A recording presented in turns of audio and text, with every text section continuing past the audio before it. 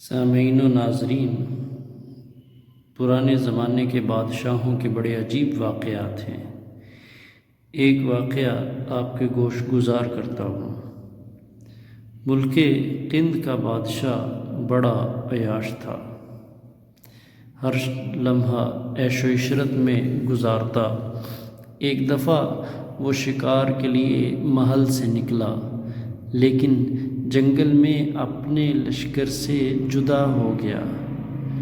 جنگل میں چلتے چلتے اس نے ایک شخص کو دیکھا جو مردوں کی ہڈیوں سے کھیل رہا تھا۔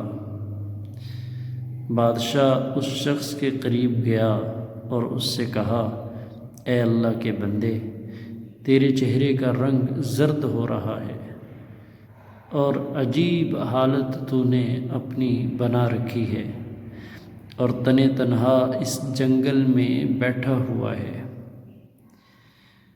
تو اس کے جواب میں اس شخص نے کہا، بھائی کیا پوچھتے ہو؟ میں دور کا مسافر ہوں اور مجھے 2 سپاہی ایسے گھر کی طرف دھکیلتے جا رہے ہیں جس گھر میں نہ کوئی ساتھی اور نہ کوئی آرام کے اسباب ہوں گے۔ نہایت ہی ویرانہ اور سخت تاریک ماحول، گہرا گڑھا، کیڑے مکوڑوں کا ہجوم ہوگا، ہڈیاں چور چور ہو جائیں گی، اور مجھے نہیں معلوم کہ میرا حشر سعیدوں میں ہوگا یا بدبختوں میں۔ پھر مجھے اس گھر سے نکال کر میدان محشر میں لے جایا جائے گا۔ پھر مجھ سے میری زندگی کے بارے میں سوالات کیے جائیں گے، میرے گناہوں اور جرائم کی سزا مجھ سے سنائی جائے گی۔ اب آپ ہی بتائیے، جو اس حال میں ہو اس کو سکون و قرار کیسے آ سکتا ہے؟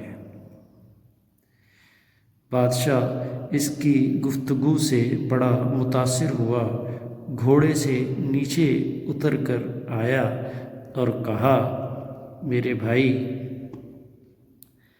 آپ کی باتوں سے میرے رونگٹے کھڑے ہو گئے ہیں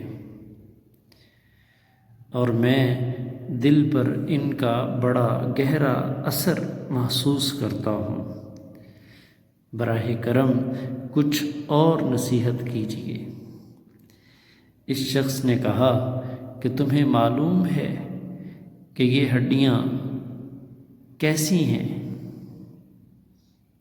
بادشاہ نے جواب دیا کہ مجھے بالکل نہیں معلوم، آپ مجھے بتا دیجیے تاکہ میں جان سکوں۔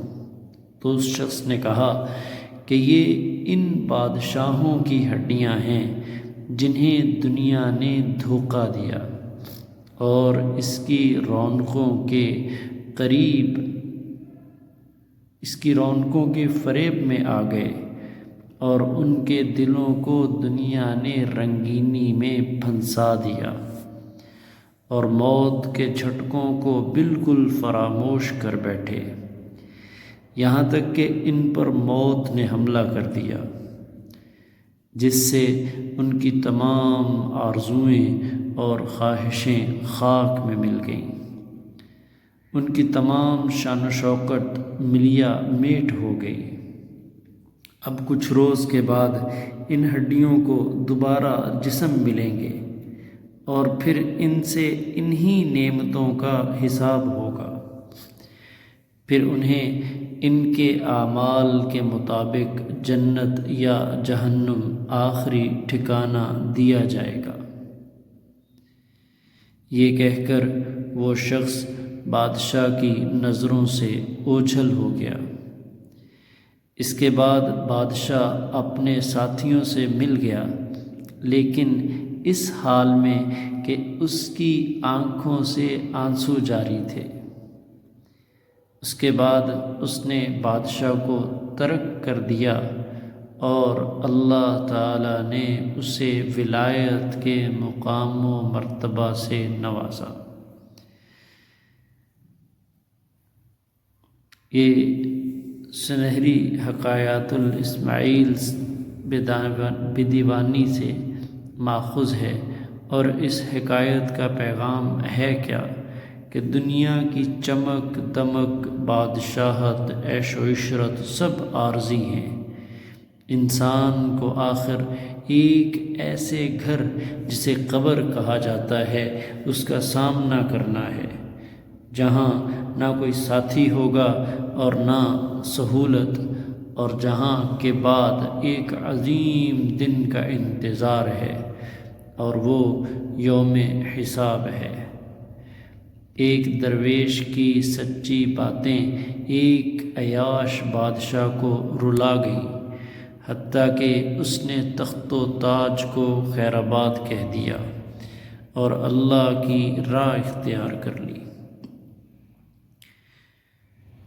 یہ حکایت ہمیں جھنجھوڑ کر یاد دلاتی ہے کہ اللہ کی فکر کرنا اور وہ آج کی فریب دہ رنگینیوں میں نہیں کھوتا۔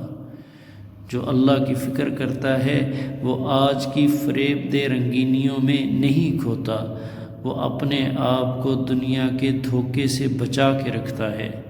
میرے بھائیوں، آئیے ہم اپنے دل کی تخت سے دنیا کی محبت کو اتار کر آخرت کی تیاری کو اپنا مقصد بنائیں، کیونکہ اصل بادشاہت تو وہی ہے جو قبر میں سکون اور میدان حشر میں کامیابی دے گی۔ اور موت ایک حقیقت ہے، اور موت نے آنا ہے، ہر چیز نے فنا ہونا ہے۔ میرے اللہ کا فرمان ہے کہ کل من علیہا فان ویبقى وجہ ربک ذو الجلال والاکرام، کہ ہر چیز